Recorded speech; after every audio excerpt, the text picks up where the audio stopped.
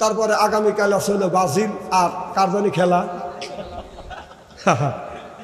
C C, তুমি বাবা তোমার বাড়িতে বসবাস করিয়া তোমার সন্তান তোমার খায়া তোমার বইয়া তোমার টিভি দিয়ে তোমার আপনার কারেন্ট দিয়ে তোমার ছেলে তোমার বাড়ির ব্রাজিলের ফুটবল খেলা দেখবে, আর তুমি বাবা তোমাকে আল্লাহ জান্নাতে দিবে এতই সস্তা? তুমি ভাবছো বাবা তোমাকে আল্লাহ জান্নাতে দিবে? আল্লাহর কসম করে বলতেছি, আপনি যদি প্রতিবাদ না করেন, আপনি যদি মাইক যদি বন্ধ করে দেন যে আমার যদি তোর এই ব্রাজিল আর্জেন্টিনার এই ফুটবল খেলা দেখতে পারবেন, এর জন্য যদি প্রয়োজন হলে আপনি কারেন্ট বন্ধ করে দেন, কারেন্টটা আপনার কারেন্টটা বিল তো দেয় না, কি কোন দেয়? ছেলে দেয় কে? মা বাবা। যখন দেয় কে? এই মা বাবা। যে ব্রাজিল আর সে আর্জেন্টিনার পক্ষে যাচ্ছেন, এই আর্জেন্টিনার কত ব্রাজিল এই মুসলমানের কত ক্ষতি করছে লক্ষ লক্ষ কোটি কোটি টাকা সে মেসির জন্য পাগল। এই মেসি কোটি কোটি টাকা দান করছে, কোটি কোটি টাকা দিয়ে সাহায্য করছে। এখন তো ঠিক কবে ব্রাজিলের বিপক্ষে চলে গেছে, আর্জেন্টিনার বিপক্ষে গেছে, মেসির বিপক্ষে গেছে, এটা কোথায় ঠিক? তোমার ব্রাজিল কি খুব ভালো? ব্রাজিল মানে ব্রাজিল মানে কি? সি সি সি। তবে আল্লাহর কসম করে বলতেছে, মাবিল সাক্ষী, এই 10 টাকা ওর কি দোষ হলো? ওর মা আর ওর বাবা। আল্লাহর কসম করে বলতেছি, এই যে ছেলেকে ব্রাজিলের আর্জেন্টিনার পোশাক পরে আপনার সামনে দিয়ে করে আপনার ছেলেকে আপনি খাবার দেন, আল্লাহর কসম করে বলতেছি কিয়ামতের ময়দানে জবাবদিহিতা করতে হবে আল্লাহর কাছে। থাকে উনি নামাজও পড়বে, আবার ব্রাজিলে কারি আর্জেন্টিনাকে সমর্থন করবে। বাহ, আল্লাহ তোমাকে বেহেশত দিবে, বাথম ফাটাইবে আল্লাহ। যাও,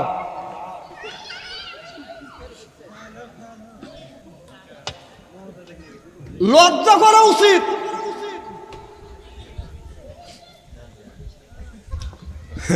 আবার বাবা ছেলে নিষেধ করে, ওটা দেখিস না, উনি রাজ্জাক আবার দেখে ছেলেকে। বাবা কি করো? খেলা দেখতেছি। তুই না নিষেধ করলে, চুপ থাক। বাবাই যদি নিষেধ করে, বাবাই যদি গোপনে গোপনে দেখে, বাবাকে আমি কি কব? কম ওই বাবাকে আমি কি বলবো? মানে খেতে যদি বেড়াই যদি খেত খায়, আমার কথা কি বুঝতেছেন? তাহলে কি খেতে আবাদ হবে? বেড়াই যদি খেত খায়, খেতে কি আবাদ হবে? বাবাও খারাপ, মাও খারাপ, ছেলেও খারাপ।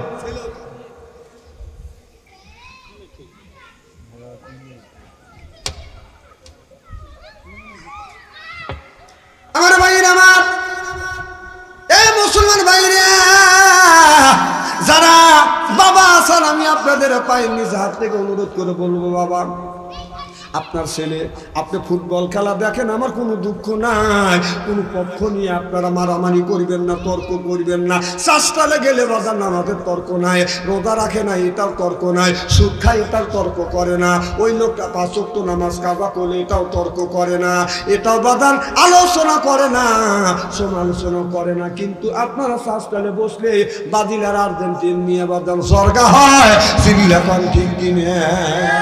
আবার কয় যে আমরা আজকে 3 হ্যান্ড দেবো। কয় শালা তুমি খেলতেছে? কয় কি? কয় 3 হ্যান্ড দেবো, তুই খেলতেছিস? ভাই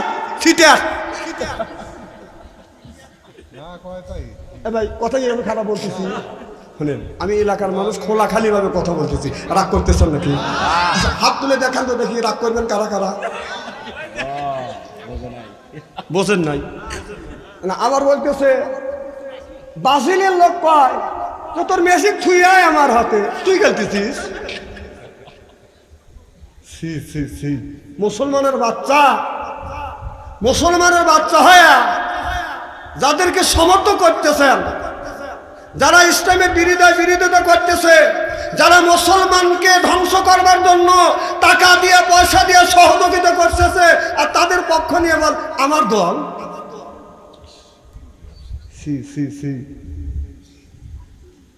আহা, মুসলমান জান্নাতে যাইবে বাবা, যায় যায়।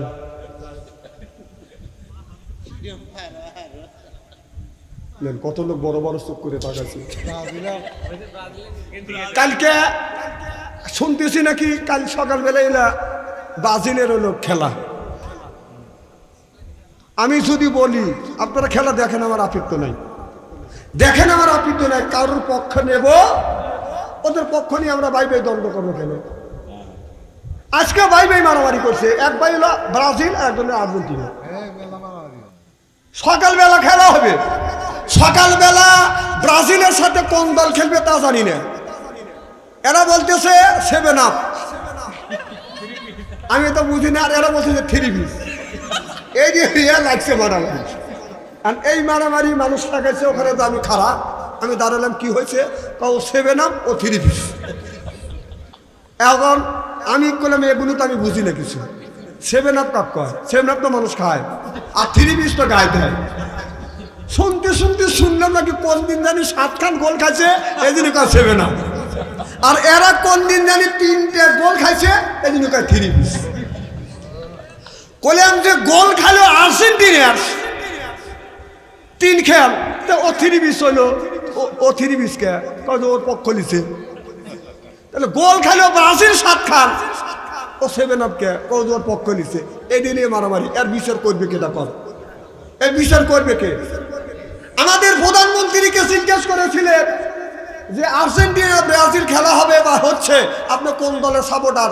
তিনি কোন দলের নাম না নিয়ে বলেছিলেন আমি কোন দীর্ঘদিন এক দেশে ছিলাম। আমার কথা কি বুঝতেছেন? উনি কি বলতে পারতেন না? আর তুমি পক্ষ বিপক্ষ নিয়ে বসে আছো, যাদের দ্বারা ইসলামের ক্ষতি হচ্ছে, যাদের দ্বারা মুসলমানের ক্ষতি হচ্ছে, যাদের দ্বারা ইসলামকে যারা ধ্বংস করবার জন্য চেষ্টা করছে, তুমি মুসলমানের বাচ্চা হয়ে কোন জ্ঞানে কোন বিবেকে আপনার ছেলে ব্রাজিলের জামা গাইতে আপনার বাড়ি ঘোরাফেরা করে, আপনার বাড়িতে আর্জেন্টিনার পতাকা ওঠে, পরে আপনি বাবা নাকি?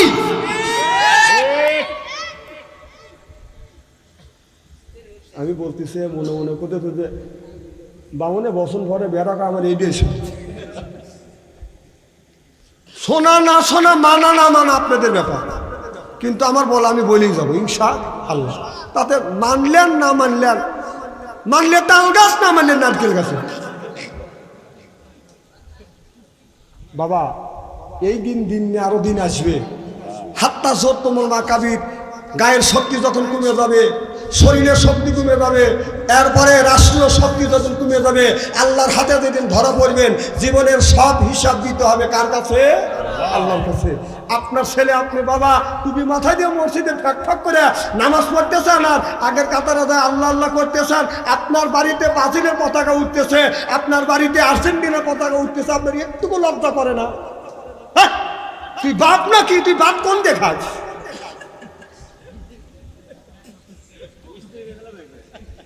আচ্ছা খুব কি খারাপ লাগতেছে নাকি? আবার মাগুরা এক বুড়া 7 মাইল পতাকা বাড়াইছে। নাউজুবিল্লাহ, একটু জোরকন জোরকন নাউজুবিল্লাহ।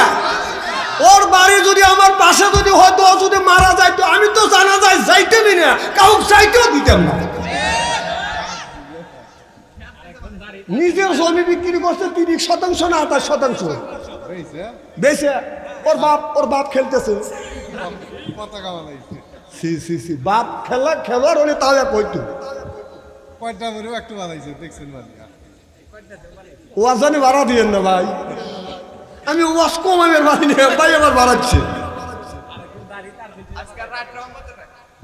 হ্যাঁ আজকে হলো দেখেন যারা ব্রাজিল করে ওরা তাহাজ্জুদ নামাজ পড়ে আসছে। বাপ মারা গেলে কাফনের কাপড় টাকা অন্য লোকের কাছে নিয়ে আসে, আর ওই বাড়ির পতাকা উড়ে ব্রাজিলের আর্জেন্টিনা, তো লজ্জা করে না?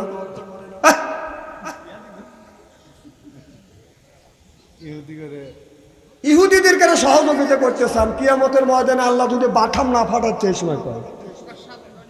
আমার ভাইরা, আমার মুসলমান ভাইরা, আল্লাহ হাবিবের কথাটা ভালো করে লক্ষ্য করে শুনুন, ওদিকে বাদাম যেতে চাই না, একটু ভালো করে লক্ষ্য করে শুনুন।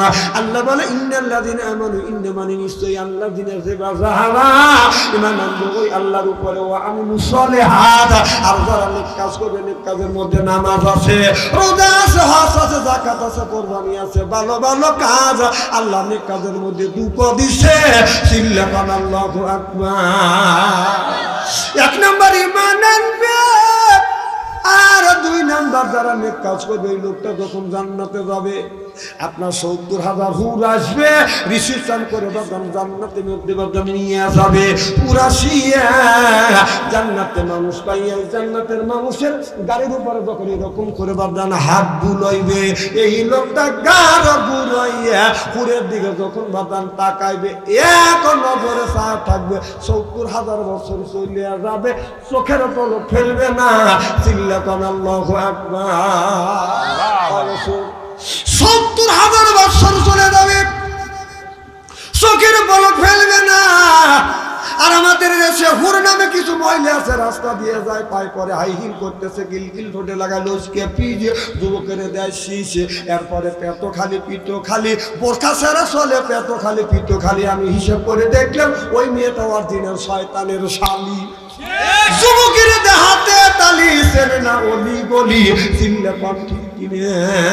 আমাদের দেশের কিছু মহিলারা বাদাম সুন্দর করে সাজগোজ করিয়ে, এরপরে লিপস্টিক লাগাইয়া, ওড়না গলায় ঝুলাইয়া রাস্তা দিয়ে যায়, আর কয় এই যে আমার এসে এই দেখো, আমার এসে এই দেখো, দুনিয়া ভুলে যাবে, হায় দুনিয়া ভুলে যাবে, ওয়া ওয়া ওয়া। বাংলাদেশের হরিয়ানা সেই যুবকের ভিতরে দুইটা জিনিস আছে। এক নাম্বার ইন্নাল্লাযিনা আমানু, ইন্না মানে নিশ্চয়ই আল্লাহ চিনেছে, যারা ঈমান আনবে ওই আল্লাহর উপরে। দুই নাম্বার ওয়া আমিলুস সালিহাত, আর যারা নেক কাজ করবে। এই দুইটা জিনিস আছে, ঈমান আছে আর নেক কাজ আছে। বাংলাদেশের যুবকদের ঈমান কোনোদিন বাদাম নষ্ট করা সম্ভব না। চিল্লা কান ঠিক কিনে। আমাদের দেশের বাজার উল্টো হয়ে গেছে। কি হয়ে গেছে? উল্টো হয়ে গেছে। ভাই যদি ব্লাউজ বানাতে যায়, বাবির যদি ব্লাউজ ভাই যদি বানাতে যায়, বাবির ব্লাউজ যখন বানায়, হাতা হলো হাত। আমি হিসেব করে দেখলাম ওই লোকটা হলো শয়তানের বাপ। কথা কন। ভাই যখন শার্ট বানায়, হাতা হলো বাদাম ফুল, আর বাবির যখন ব্লাউজ বানায় সেটা থাকে বাদাম হাত। এরপরে ভাই যখন শার্ট বানায়, জুল থাকে কোমরের নিচ পর্যন্ত, আর বাবি যখন ব্লাউজ বানাতে যায়, এটার জুল থাকে বাদাম পেটের উপরে। আমি চিন্তা করলাম, ভাই নিচে যাইয়া তারও শার্ট বানাচ্ছে, বাবির জন্য ব্লাউজ বানাচ্ছে, বাবিরটা কেন হাফ করছে আর বাইরটা কেন ফুল রাখছে? কারণ এই বাইয়ের পেটের মধ্যে কি আছে? আমি রিসার্চ গবেষণা করে দেখলাম, আপনার বাইয়ের পেটের মধ্যে রয়েছে নারী আর বুড়ি, ওইটা রাখছে বাদাম জামা দিয়ে ঢাকা। আর বাবির পেটের মধ্যে হবে হাফেজকারী মৌলানা, মুফতি মুবাশশির আল্লাহর ওলি, ওইগুলি রাখছে আগলা। দেখে পেট থেকে দেখে যুবকেরা হয়ে যায় বাদাম পাগলা। আপনার ডান পাশে কাটা, বাম পাশে ফাটা, পিছনে হলো কে সিগারেট, কাটা ফাটা সে রাজামা, নারী দিয়া গা ওর না উড়াইয়া নারী রাস্তা দিয়া যায়, যেরকম ঠিক কিনে। আহা ভাই, আপনার মনে এত খারাপ কে? হ্যাঁ না, আপনার শার্ট বানাইতে গেলাম, আপনার পেটের মধ্যে আছে গু গোবর, সেটা জুলের জামার চুল দিয়ে দেখেন, আর বাবির পেটের মধ্যে হাফেজকারী মৌলানা হবে। কোন জ্ঞানে কোন বিবেকে ওইগুলি আপনি আগলা রাখেন? কথা কম না কে? আচ্ছা, হাফেজকারী মৌলানা বাইর পেটে হবে না বাবির পেটে হবে? যেরকম গুড় হয়েছে হেঁটে আপনি ডাকেন, আর যার ভিতরে মৌলানা হাফেজকারী আল্লাহর ওলি হবে, সেগুলো আপনি কিভাবে কোন বিবেকে কোন জ্ঞানে আগলা রাখেন? আপনারও যেটা আছে ওটা তো একটা করে আমাদেরও আছে। আমারও কোনো না খুলি পেট দেখে পারিনি ডাকা, আর আপনি এটা খোলার আগেই দেখা যায়। আপনার ফাঁকে থেকে লজ্জা করে না? আপনি কেমন মানুষ, কেমন পুরুষ?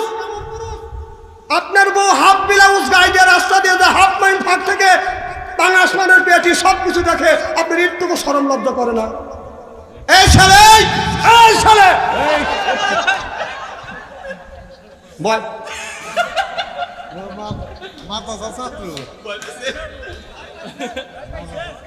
ঠিক আছে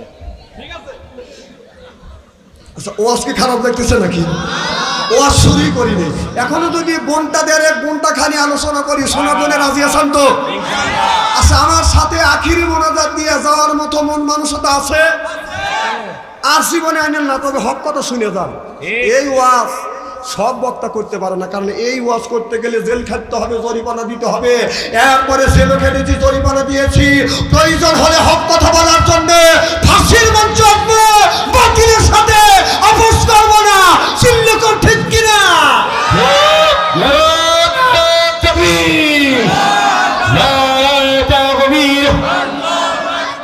আল কোরআনের আলো, আল হাদিসের আলো, ইসলামের শত্রুরা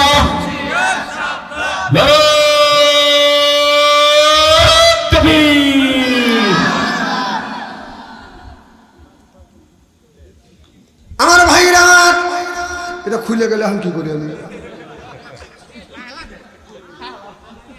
এটা কি করে লাগে লাগে কোনে কোনে লাগে? আরে মোবাইলের নিচে তো আঠা আছে না? আচ্ছা, এগুলো বুঝে তো দিলে তো। টাচ ফোনই আমি কাটা জানি না। আমার কাছে যদি একদম টাচ ফোন থিয়ে দেয়, জীবন ভরা যদি রিং আছে, আমি হ্যাঁ হ্যাঁ জীবনেও আমি বুঝতে পারবো না যে কোন টিভি দিলে আপনি রিসিভ হবে। হ্যাঁ, আপনিও জানেন না। মিলিয়ন হাত দেখছেন, আমার মতো লোক আরো আছে।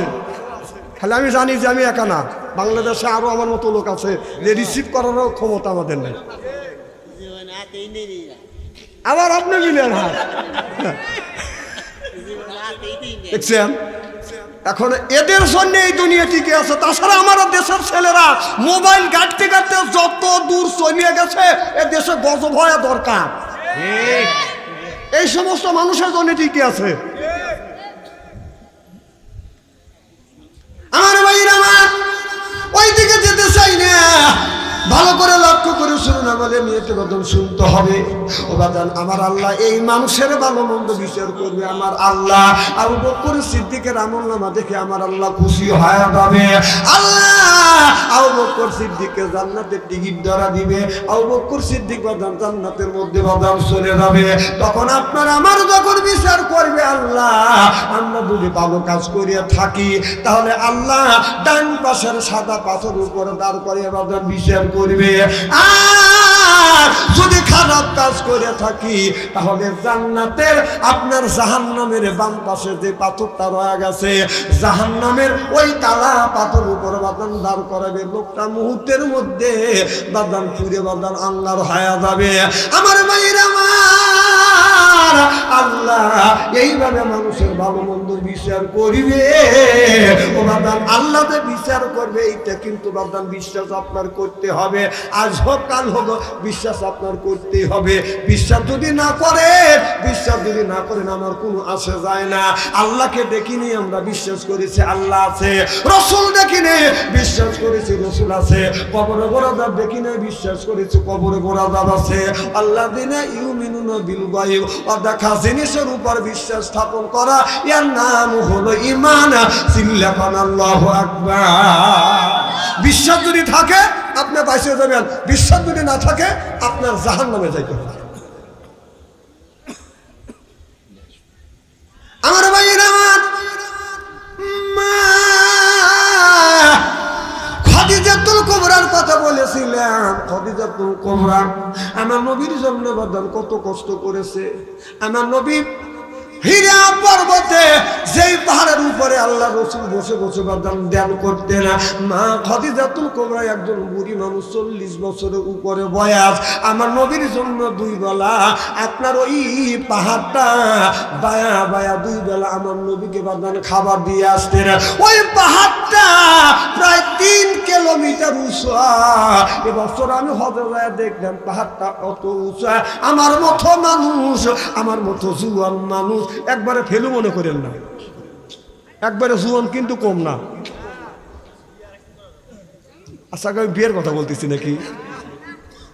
আমার মতো মানুষ ওই পাহাড়ে উঠতে হিমশিম খাওয়া গেছিল। মা খাদিজার কথা যখন মনে হলো যে মা খাদিজাতুল কুবরা বুড়ো মানুষ, নবীর জন্য 2 বেলা খাবার নিয়েছে, এখন তো রাস্তা করে দিচ্ছে সরকার, তখন রাস্তাও ছিল না, চোখের পানি ধরে রাখতে পারি না। এই জায়গা মা খাদিজাতুল কুবরা 2 বেলা বিশ্ব নবীর জন্য খাবার কিভাবে নিয়ে গেছে।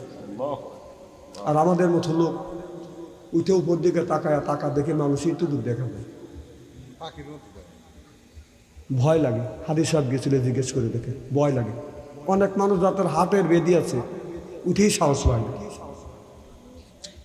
অনেক মানুষ দেখলাম একটুখানি উঠে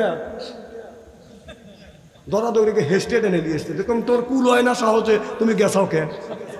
পরে মাথায় পানি ঢেলে কি হয়েছে? কয় পাহাড়ে উঠছিলাম, সাপ মিটছে। কিছু দূর যায় হেরে অজ্ঞান হয়ে গেছে। এরকম করে কথা বুঝতেছেন না? আমার খালি তাপ তো আছেই, তাপের দেখলেন কি, তাপ তো আছেই। আর এক কথা মনে পড়লো, বলবো কি একটু? আমার সাথে এক পীর সাহেব গেছে হবে। পীর সাহেব কয় যে আমি মক্কা মদিনায় ঘুরবো, জুতো পায় দেবো না।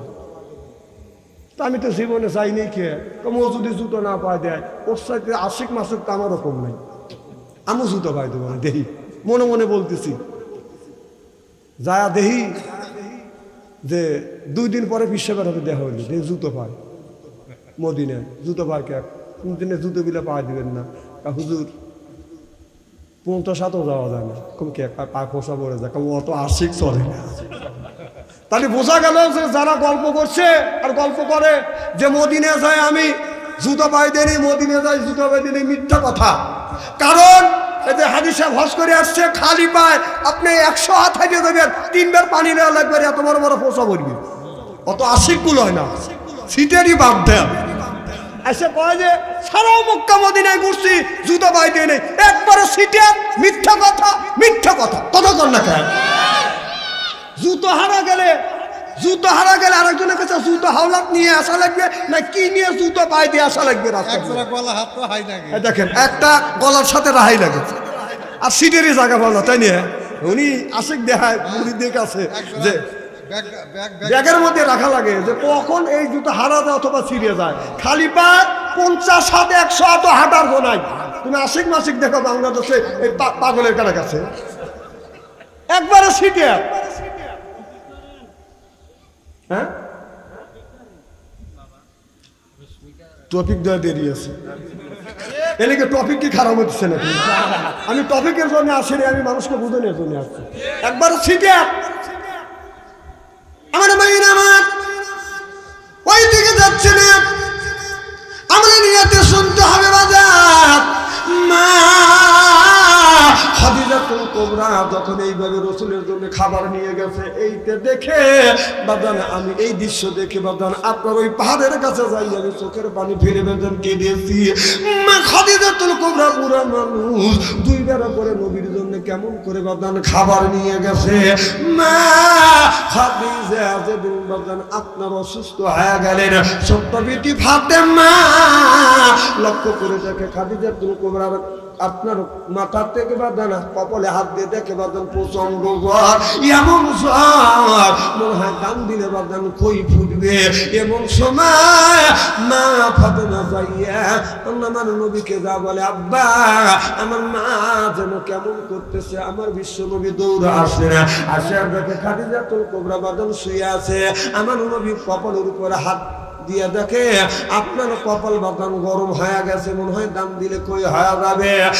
মা খাদিজাতুল কুবরার মাথার নিচে হাত দিয়ে আমার নবী তুই উরু মোবারক বাদাম টান করে দিয়ে উরুর উপরে মা খাদিজাতুল কুবরার মাথাটা রেখে বলে, খাদিজা তোমার তোমার কেমন লাগে? এবার মা খাদিজাতুল কুবরা বলতেছে, ইয়া রাসূলুল্লাহ, ইয়া হাবিবাল্লাহ, ও নবীজি, আমার মৃত্যুর আগে আপনার রুহু আমার মাথার বালিশ হইছে, এর চাইতে শান্তি আর আল্লাহর জমিনে কোনোদিন হয় না। চিল্লাকান আল্লাহু আকবার। আমার নবী বলে, খাদিজা রে, আমি তোমারে জিজ্ঞাসা করলাম তোমার কেমন লাগে, আর তুমি বললা আমার মৃত্যুর আগে আমার তোমার মাথার বালিশ হয়েছে, কারণটা কি? মা খাদিজাতুল কুবরা বলতেছি, ইয়া রাসূলুল্লাহ, ইয়া হাবিবাল্লাহ, ওয়া নবীজি, আমি মনে হয় বাঁচব না গো নবীজি, আমি মনে হয় দুনিয়ার থেকে বিদায় হয়ে যাব। আমার নবীর আর বোঝা বাদ রইল না, খাদিজাতুল কুবরা আর দুনিয়ায় থাকবে না, এখন বিদায় হয়ে যাবে। আমার নবী কপালের উপর হাত বুলিয়ে বলতেছে, খাদিজা বলো এই মুহূর্তে তুমি কিছু চাও, আমি নবী তোমার আবদারটা পুরো করব। খাদিজা রাদিয়াল্লাহু তাআলা আনহা দেখে বলতেছে, ইয়া রাসূলুল্লাহ, ইয়া হাবিবাল্লাহ, নবী গো, আমার তো কোনো নেক আমল নাই গো নবীজি, আমি যদি মরে যাই, ও নবীজি, আমি আপনি আমার একটা কথা রাখবেন কিনা? আমার নবী বললেন, খাদিজা তোমার কি কথা রাখবো বলো।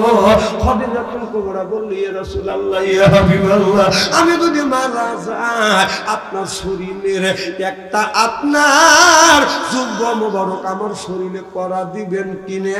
আমার নবী বলতেছে, খাদিজার এইটা দিয়ে তুমি কি করবে? আমার নবীর যখন এই কথা বললেন, খাদিজাতুল কুবরা বললেন, নবী গো, আপনার গায়ে যদি যুব্ব দেন, এই যুব্ব দিয়ে আমার শরীরের আমি আপনার কাফনের কাপড় বানাবো। আমার নবী বললেন, খাদিজা, পুরুষ যদি মারা যায় 3টা কাফনের কাপড়, মহিলা মারা গেলে 5টা কাফনের কাপড়, আমি যদি 4টা কাফনের কাপড় দিতে পারি, আর একটা কাপড় কি দিতে পারবো না? মা খাদিজাতুল কুবরা বলে, নবী গো, এই জন্য আমি চাচ্ছি না আপনার ওই জুব্বা মোবারক যদি আমার শরীরে থাকে, আমার বিশ্বাস এই শরীরের ভিতরে যতক্ষণ পর্যন্ত আপনার জুব্বা মোবারক থাকবে, আমার বিশ্বাস ওই কবরের মাটি আমাকে আর কোনোদিন চাপ দিতে পারবে না। চিল্লাকান আল্লাহু। আমার নবী বললেন, খাদিজা রে, এইটি যদি তোমার ইমানের কেন হয়, তুমি যদি মারা যাও, আমার কাপড় তোমার শরীরে পরিয়ে দিব। খাদিজা তুমি কেন ভয় পাচ্ছ? খাদিজাতুল কুবরা বলে, নবী গো, আমি আপনার জবান থেকে শুনেছি, মানুষ যদি মারা যায়, আমল যদি ভালো হয়, ওই কবরটা জান্নাতের পরিণত করে রাখবে। আমলের মধ্যে যদি ডিস্টার্ব থাকে, গো নবীজি, আপনার জবান থেকে আমি শুনেছি, একদিকের মাটি আর একদিকে যাবে, আর একদিকের মাটি আর একদিকে যাবে, চিরজনমের মতো হাড় মাংস মাটির সাথে মিশিয়ে ফেলবে। ও নবীজি, আমার তো কোনো নেকামল নাই, আমি তো কোনো নেকামল করি নাই, দান খয়রাত তো বেশি আমি করতে পারি নাই গো নবীজি, আমি যদি মারা যাই, আপনার গায়ের যুব্ব মোবারক যদি আমার শরীরে থাকে, আমার বিশ্বাস এই যুব্ব যতক্ষণ শরীরে থাকবে, এই কবরের মাটি আমারে চাপ দিবে না। আমার নবী বললেন, খাদিজা তুমি কান্দো না, চোখের পানি তুমি মুছে ফেলো, আমি নবী কথা দিলেন, আমার যুব্ব মোবারক তোমার শরীরে পরাইয়া দিব।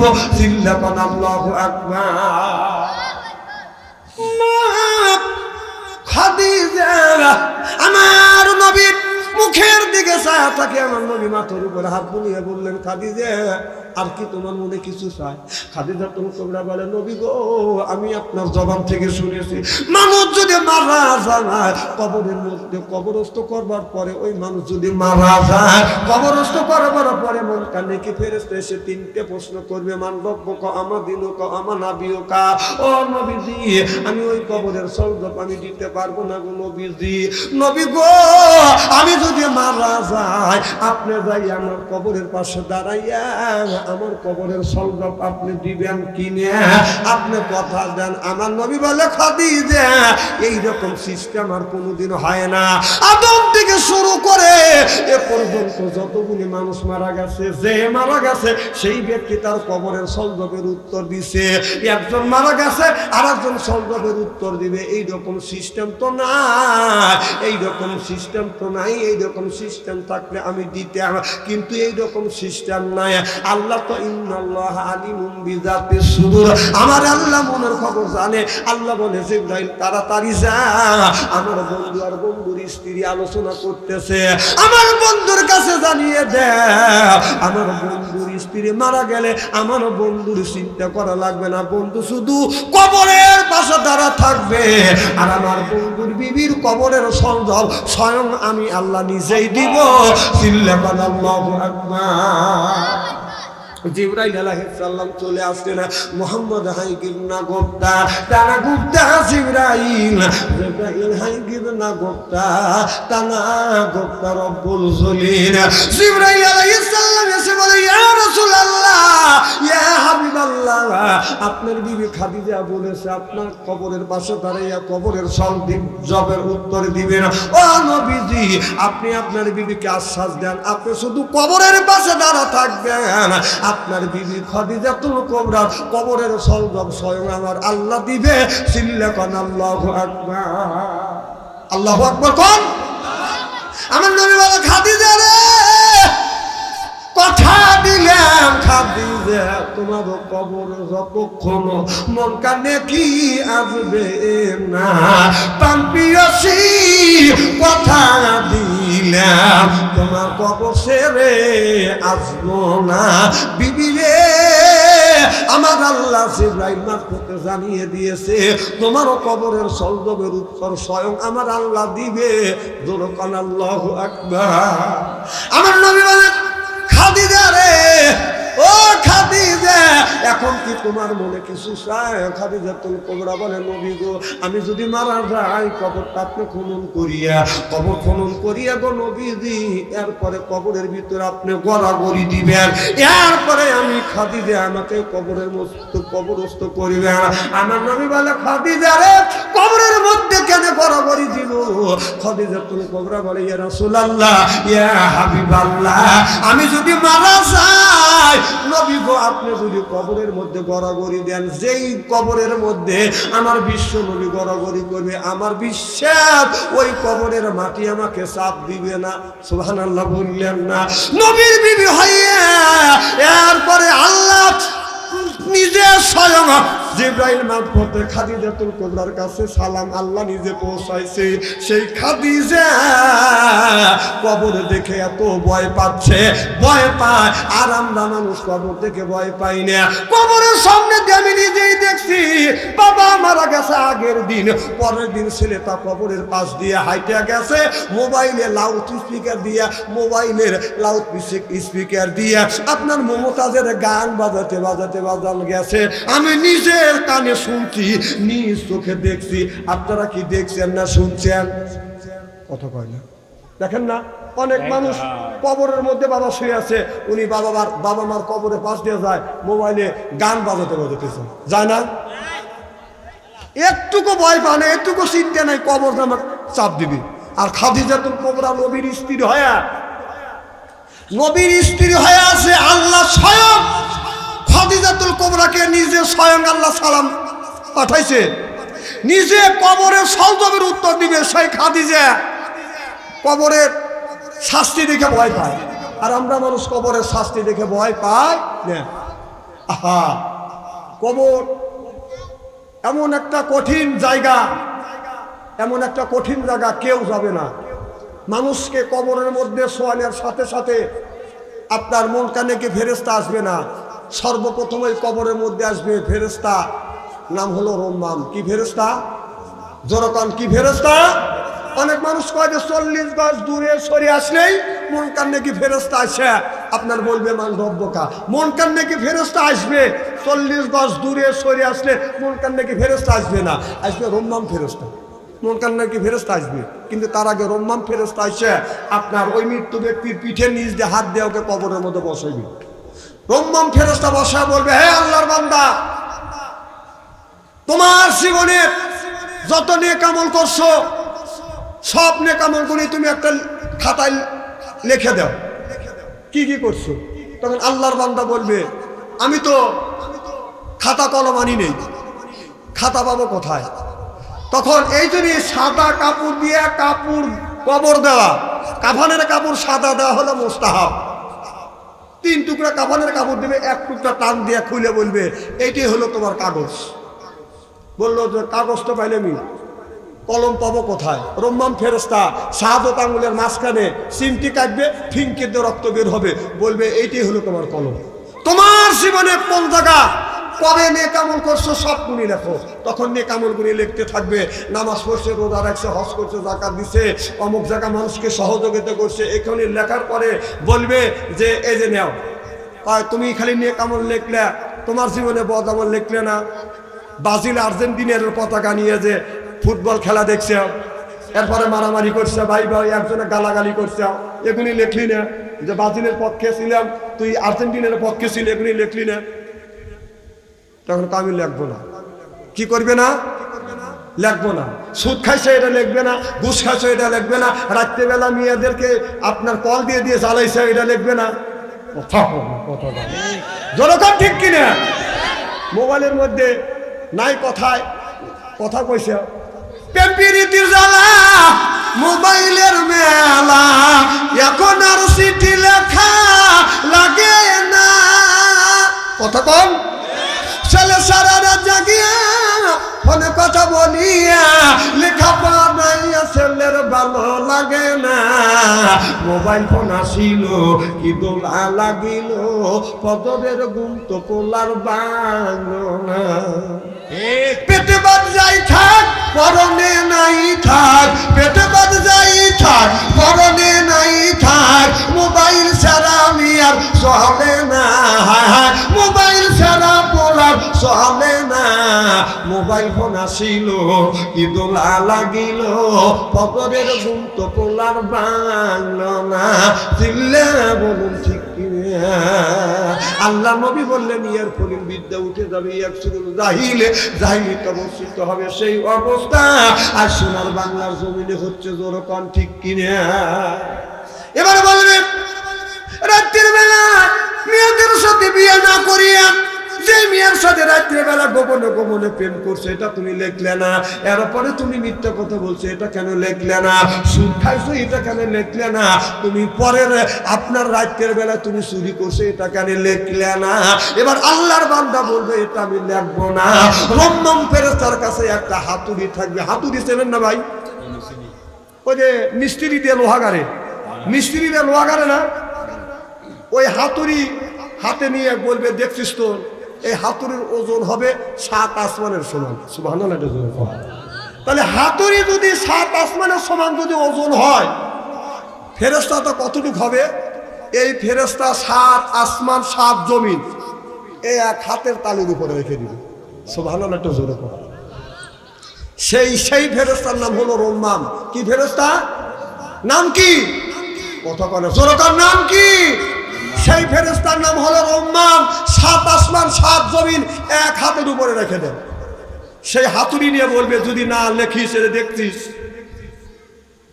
তখন মুহূর্তের মধ্যে মুইতে পারবে। তখন বলবে দেন।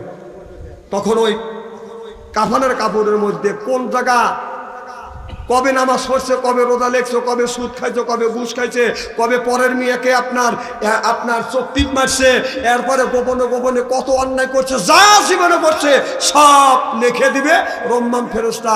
এই কাগজ লিখে এইরকম করে সুন্দর করে তাবিজের মতো কবজের মতো বানাইয়া গলার সাথে বাঁধিয়ে দিবে, বাঁধিয়ে দিয়ে চলে যাবে। যদি বলেন যে ফেরেশতা যখন চলে যাবে এইটা টান দিয়ে খুলে ফেলবো না, ফেরেশতা তখন কি করবে? এই আঙুল 5টা আঙুল আপনার শরীর সাইডে দাঁড় হবে, হাকব জবরে ধরে পেটের মধ্যে ঢুকে দিবে, ঢুকে এই মধ্যে বের হওয়া যাবে, এটা এই মধ্যে বের হওয়া যাবে। তালার মতো এরকম করে সিস্টেম করে বাঁকা করে দিবে। লোহা যদি বাঁকা হাত দেখে সোজা করা যাবে না ঠিক হাত এরকম লোহার মতো বাঁকা দিয়ে আসবে, জীবনে খুলতে পারবেন না। এরপরে রম্মাম ফেরেশতা চলে যাবে। তারপরে আসবে মুনকার নাকি ফেরেশতা, আয়সা বলবে মান রব্বুকা। মক্কা বহুদূর, মক্কা বহুদূর, যে মরে গেলাম রম্মাম মরে গেলাম। আর মুনকার নাকি ফেরেশতা এসে বলবে মান রব্বুকা। না, রম্মাম ফেরেশতার গুদনি খাওয়া লাগবে। এদিনই বলতেছি মক্কা বহুদূর কেন বললাম? যে মুনকার নাকি ফেরেশতা আসবে বহু দূরে, বহুক্ষণ পর 40 গজ দূরে সরে আসলে মন কান্নাকে ফেরেশতা আসবে না, আসবে ফেরেশতা রম্মাম। তারপরে মন কান্নে কি ফেরেশতা এসে আপনাকে তিনটা প্রশ্ন করবে, মান রব্বুকা আমা দিনুকা আমা নাবিয়ুকা, বলো তোমার রবকে, তোমার ধর্ম কি, তোমার নেতাকে। ওই দিন যদি সোয়ালের জবাব যদি সঠিকভাবে দিতে পারেন, কবর হবে জান্নাতের টুকরো। উত্তর যদি না দিতে পারেন, কবরটা হবে জাহান্নামের টুকরো। জোরে কান নাউজুবিল্লাহ। একজন লোক বিয়ে করছে, একটা বিয়ে করছে, আল্লাহ বেটা পুত্র দেয় না। এরকম লোক হয় না? আমার ভাইয়ের আমার বিয়ে করছে, আল্লাহ বেটা দেয় না, বিটু দেয় না। এই যে জোবাইর আছে, যে আমার নাতি, ওরে লেগে তো এখানে আইছি। হ্যাঁ, ওর অনুরোধে আইছি আমি এই ধরনের মাহফিল একটু কমই করার চেষ্টা করি না, যে না করি, ওর জন্য এখানে আসছি। এই জন্য আপনাদের সাথে সাক্ষাৎ হচ্ছে। সলিমউদ্দিন কি ওই রম্মাম, ওই লোকটা যে সবার কি বলে, সবাই বাংলাদেশের ভালো ভালো আলেমের সাথে, বড় বড় আলেমের সাথে তোমার সম্পর্ক আছে, একটা পরামর্শ তোমার কাছে নেব। কয় কি? কয় আমি একটা বিয়ে করছি, আল্লাহ বেটাও দেয় নাই, বিটিও দেয় নাই, কি করা যায়? জোবাইয়ের মানুষ সুন্দর করে ফতুয়া দিছে, ইসলামে 4টে বিয়ে করা যায় আছে, তুমি জানো না? তার মানে কি বুঝাইল? আর একটা করো, লোকটা ওর পরামর্শ শুনিয়ে, জোবাইরের পরামর্শ শুনিয়ে আর একটা বাদাম বিয়ে করলেন। বিয়ে করবার পর বাদাম দীর্ঘদিন চলে যায়, 2টা বিবির, একটা বিবির বাদাম ছেলেও হয় না, মেয়েও হয় না। একদিন হঠাৎ করে আমার ভাইজানের সাথে দেখা হয়ে গেছে। বলে, ভাইজান, যেই জায়গা মাহফিল হয় ওই জায়গা আপনি সঙ্গীত গান নিজেই লেখেন, নিজের সুর দেন, আপনার জ্ঞান আছে, আপনার কাছে পরামর্শ চাই। কি পরামর্শ? ভাইজান, 2টা বিয়ে করছি, আল্লাহ বেটাও দেয় নাই, বিটু দেয় নাই। বাইরে আমি যদি মারা যাই, আমি মারা গেলে আমার বেটা পুত্র আমাকে মাটি দিবে না, কেউ আমার কান্নার মানুষ থাকবে না, আমার বিটায় আগুন জ্বলানোর মানুষ থাকবে না। ওর কান্না দেখে ভাই বলে, চিন্তা করো না, মুখার মানুষ না 4টে করে। কথাকে বুঝতেছেন? তাহলে কয়টা করলো? 3টে হয়ে গেল। 3টে হওয়ার পর দীর্ঘদিন চলে যায়, 3টা বিবির, একটা বিবির আল্লাহ বেটা পুত্র দেয় না। হঠাৎ করে হাজী সাহেবের সাথে দেখা হয়েছে। হাজী সাহেব সরল মানুষ, যেই মানুষটা তাসল ব্যবহার করতে পারে না, এ তো এই জমিনের সরল মানুষ না, এই জমিনে সে একটা আল্লাহর ওলি। সুবহানাল্লাহ, এটা জোরে কর। যে তাসল ব্যবহার করতে পারে না, আমার কাছে সে আল্লাহর ওলি। কথা বল না কে? আর তুই তো তাসল ব্যবহার করিস, তুই তো 1 নম্বর লুচ্চ। তো চিনি না আমি। তোর কাছে আল্লাহর ওলি না হইতে পারে কেন? আমার কাছে আল্লাহর ওলি, কারণ ও বোঝেই না। ওই বড় বড় চুপ করে না না, তার শোন যার কাছে আছে, ও যে অশ্লীল অর্ধউলঙ্গ ছবি ওর চোখে পড়ে নাই, আমি আর বিশ্বাস করি না। কথা বল। কথা কি খারাপ বলতেছে নাকি? এই জন্য যে লোকটা তার শোন বোঝেই না, ও আমার কাছে আল্লাহর ওলি, আর তুই লুচ্চ, তোর কাছে ওলি হবে কেলা করে? তুই আমার কথা মানবি কিভাবে? কারণ তুই তো দেখিস তোর কাছে ওলি না। খুব খারাপ লাগতেছে মনে, তাই না? কথাতে তো কষ্ট লাগবে। মানে আমি যে কাজ করি, আমি যে দল করি, আমি যে কর্ম করি, আমার কর্মের পক্ষে সেটা যদি, আমার কাজের পক্ষে যদি কথা হয়, সেটা যদি কি দিয়ে মহাভারত দিয়েও যদি বলা হয়, আমার পক্ষে গেছে, কথা ঠিক আছে। আর কোরআন হাদিসের সঠিক দলিল দিয়ে যদি বলা হয়, সেটা যদি আমার বিপক্ষে যায়, নেতা নেত্রীর বিপক্ষে যায়, কোরআন হাদিস দিয়ে বললে কয় মোট আনসাইন্টিফিক কথা বলা ঠিক হয় নাকি? কথা কন। যারা মোবাইল ঘাটে ওরা বলবে তোর কাছে ওলি হইতে পারে, কারণ ওদের উচ্চ। কথা কর না কে? আর উনি গাঁথেন আমার কাছে সে ওলি। তুই মানিস অথবা না মানিস, কারণ তুই তো রাইতে কি করিস তুই জানিস, আর আল্লাহ ভালো করে জানে। তোর কাছে ওলি হইবে কেমন করে? আমার ভাই যেন সরল মানুষ, তাসল ব্যবহার করা জানে না, টিভি দিয়ে কোনটা রিসিভ করবি এটাও বোঝে না। যা বলতেছে ভাই যা, আমি 3টে বিয়ে করছি, আল্লাহ বেটা পুত্র দেয় না, আমি যদি মরে যাই, আমার এই বিটাতে আমার বাড়িতে বাতি জ্বালানোর মতো কোনো মানুষ নাই, কি করা যায়? ভাই বললো, ভাই যান, এবেও মরা ওবেও মরা,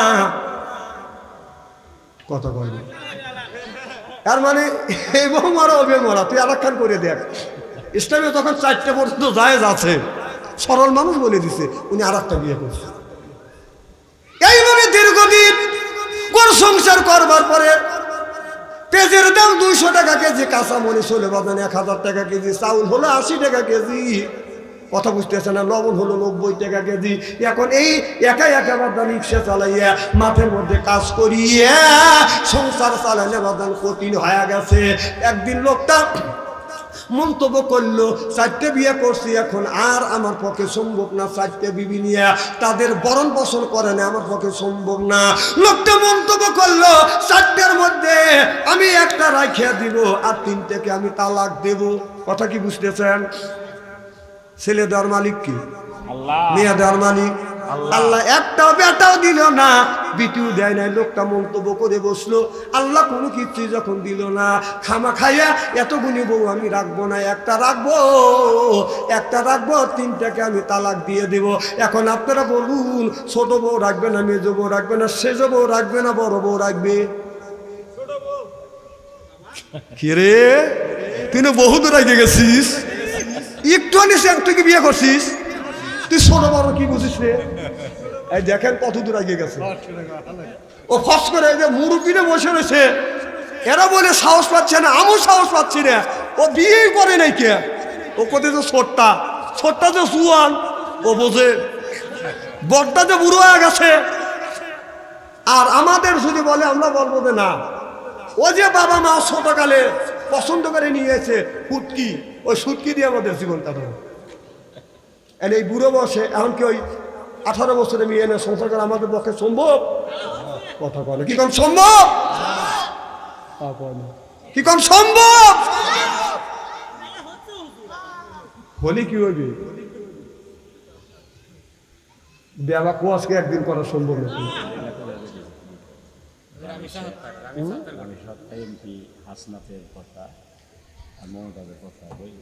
মমতাজ তো মরছে, হ্যাঁ।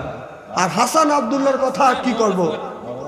হাসান আব্দুল্লাহ যে এমপি, উনি যে কাজ করতেছে, আল্লাহ যেন আরো ভালো ভালো কাজ করা তৌফিক দেয়। যেরকম আমি এর চাইতে বেশি কিছু বলা আমার নাই। হ্যাঁ, মমতাজ মরা আছে বেশি, এখনো তওবা করতেছে, ওর ওখানে অসুখ হয়েছে, এখন ওর বুক ফাটা, দেখো কি ফাটতেছে, এখন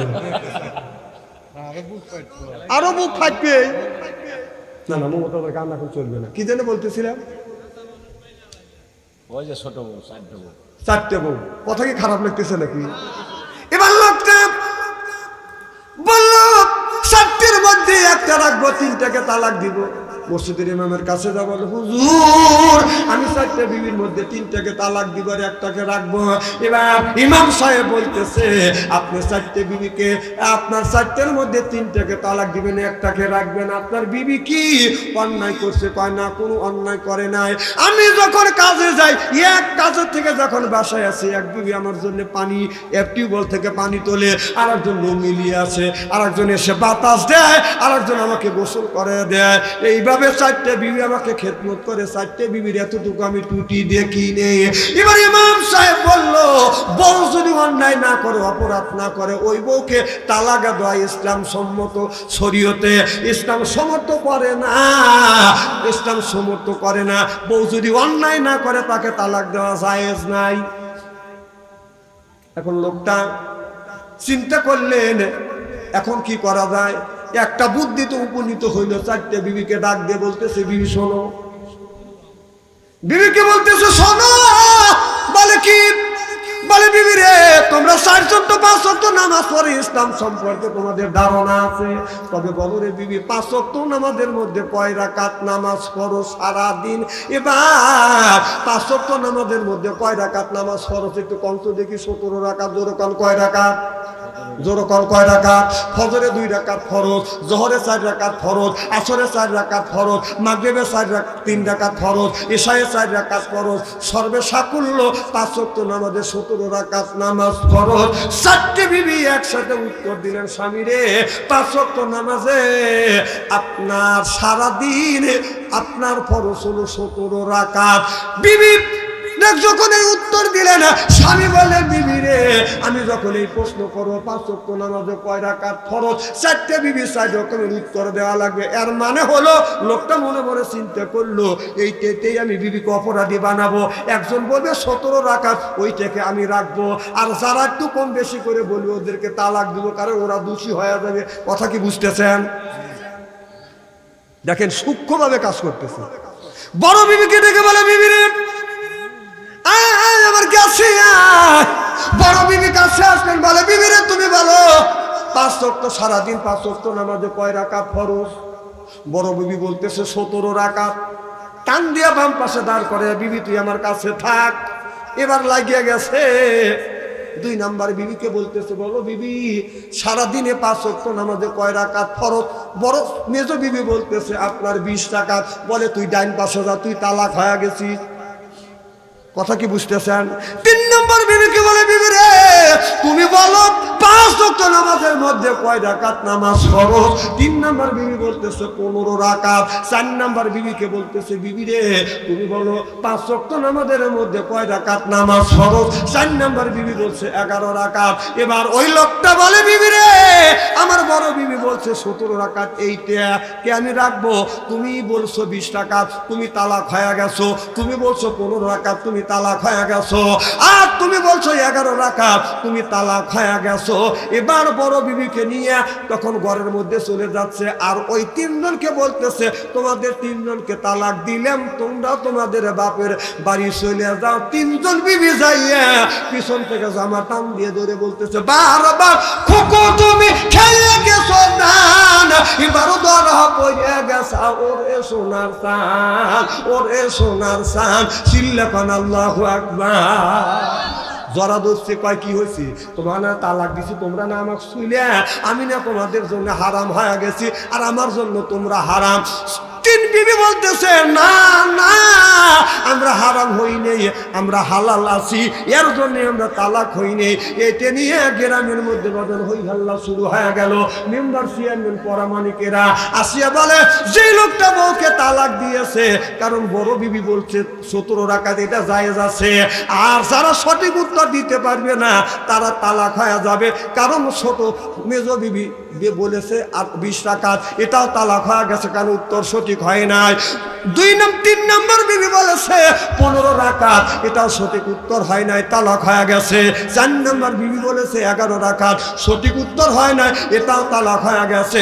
কেমন করে তোমরা একসাথে ঘর সংসার করতে চাও? এইটা নিয়ে যখন দ্বন্দ্ব লাগে গেল, বা জানা দ্বন্দ্ব লেগে গেল, কেউ বাদনে এইটার মীমাংসা করতে পারে না। আল্লাহর ইমামে আযম আবু হানিফা রাহমাতুল্লাহ আলাইহির কাছে যাবেন, হুজুর আমার বিবি এইরকম আমি বলেছি, আর আমার বড় বিবি বলেছে 5 ওয়াক্ত নামাজে 17 রাকাত ফরজ, আর যারা উত্তর দিতে পারবে না, সঠিক উত্তর দিতে পারবে না, তারা তালাক হয়ে যাবে। হুজুর আমার 3টে বিবি তালাক হয়ে গেছে, কিন্তু বিবিরা বলছে তালাক হয় নাই, গ্রামবাসীরা বলছে তালাক হয়ে গেছে, কিন্তু আমার বিবিরা মানা দেয় না। এইটা নিয়ে গ্রামের মধ্যে দ্বন্দ্ব লেগে গেছে। হুজুর আপনি নিজ বিচার করিয়া দেন। আল্লাহর ওলি বলল, বাবা টেনশন করো না, চিন্তা করো না, তোমার একটা বিবি তালাক হয় নাই। চিল্লাপান আল্লাহু আকবার। তোমার একটা বিবি তালাক হয় নাই। তখন লোকটা এসে বলতে, যা হবার হয়ে গেছে, চলো নিয়ে আমরা ঘর সংসার করি গে। কিন্তু গ্রামের মানুষ আর মানতেছে না, যে সঠিক উত্তর দিতে পারে নাই, তোমার বিবি তালাক হয়ে গেছে। কেন? আল্লাহর ওলি ইমামে আযম আবু হানিফা বলছেন যে বিবি তালাক হয় নাই। তখন সব মানুষ বলল যে আবু হানিফা রহমতুল্লাহ আল্লাহকে ডেকে নিয়েছো, উনি ভুলভাল ফতুয়া দিয়ে এলাকার মধ্যে উনি মাস্তান সাজতে চায়, এলাকার মধ্যে তিনি মাতবাড়ি করতে চায়, এলাকার মধ্যে বড় ইমাম হইতে চায়, অনেক হুজুরের পেট খোলা শুরু করবে। আমার কথা কি বুঝতেছেন? গ্রামের মধ্যে একটা লোক যদি 30 বছর এক মসজিদে ইমামতি করে, গ্রামে যদি আরো মোল্লা থাকে, তাদের কিন্তু পেট ফলে। কথা কয় না? চিন্তা করে যে আমি মুক্তি হয়ে আছি, আমার পড়া সহি শুদ্ধ, সেই নোয়াখালী হুজুরের কাছে পড়াশোনা করছে, 40 বছর ইমামতি করতেছে। চিন্তা করে যে ওর ইমামতি কিভাবে শুধু। আমার কথা কি বুঝতেছেন? ও মাথায় পাগড়ি বাঁধে, টুপি মাথায় দেয়, আবার পাগড়ি বাঁধে, পাগড়ির উপরে রুমাল দেয়। কথা কয় না? আমার কথা কি বুঝতেছেন? টুপি পরে, তারপরে পাগড়ি পরে, পাগড়ির উপরে রুমাল দেয়। তাহলে কি হলো কয়টা? তাহলে বুজুর্গ না? খুব বুজুর্গ হয়ে গেছে। যায়া মসজিদের যে পিলার আছে, পিলারের পাশে দাঁড়ায়, দাঁড়ায় পা দিয়ে খালি সরাসরি করে। তখন গ্রামের বড় বড় মাতবারা চিন্তা করে, কে রে এত বড় মৌলানা মুফতি মানুষ, টুপি মাথায় দেয়, টুপির উপর দিয়ে আবার পাগড়ি পরে, পাগড়ির উপর দিয়ে আরেকটা রুমাল মাথায় দেয়। এত বড় একজন বুজুর্গ মানুষ নামাজের মধ্যে সটাসটি করে। সব মানুষ যা কথা বলে সাহস পাচ্ছে না। ওনার নিয়ত হলে ইমামের, ওই ইমামের 40 বছর ধরে ইমামতি করতে, ওনার ইমামতি ছুটে ছুটা উনি ঢুকবে। তখন বলতেছে ব্যাপার কি? তো বললে যে সব মানুষের কাছে বলা যাবে না, মানে উলবনে মুক্ত সরাম যাবে না। কার কাছে বলা দেবে? ও জানে যে ইমামের চাকরি হলো 4 জনের হাতে, সেক্রেটারি, সভাপতি আর ক্যাশিয়ার। কথা কয় না? 4 জন যদি বেজার হয়, ওই ইমামের চাকরি থাকবে। বলতেছে এই 3 জন ব্যতীত কারোর কাছে বলা যাবে না। তখন সেক্রেটারি, সভাপতি আর ক্যাশিয়ার গেছে, বলে যে আপনি এত বড় একজন বুজুর্গ ওলি হয়া, এত বড় মুফতি মৌলানা মুহাদ্দিস হয়া, আপনি কেন পিলারের কাছে তারা সরাসরি করে? তখন উনি বলতেছে যে আমি যখন নামাজে দাঁড়াই তখন শয়তানকে আমি দেখতে পাই, যে শয়তান মসজিদের মধ্যে আছে, তখন আমি পাও দিয়ে শট দিয়ে শয়তানকে মসজিদ থেকে বের করে দিই। তখন কেশিয়ার, সভাপতি, সেক্রেটারি চিন্তা করতেছে 40 বছর তার পিছনে নামাজ পড়তেছি, এ তো শয়তান তারা বের পারে না। তাহলে তার সাইতে বড় বুজুর্গ ওই হুজুরে বাদ দে, এই হুজুরে রাখ। কথা কি বুঝতেছেন? তাহলে শয়তান তাড়ালো না, শয়তান হওয়া ঢুকলো? কথা কন না কেন? শয়তান তারা নাই, বরং শয়তান হয়ে ঢুকলো। একজনের কুটনামি করিয়া, শয়তানি করিয়া মসজিদ থেকে বের করে দিয়ে ওই জায়গা টোকাই, মানে নিজে শয়তানি করা। কথা কন? উনি শয়তান হওয়া আমার কাছে বড় শয়তানে, বুঝছেন? এই ধরনের কিছু হুজুর আছে বাংলাদেশে।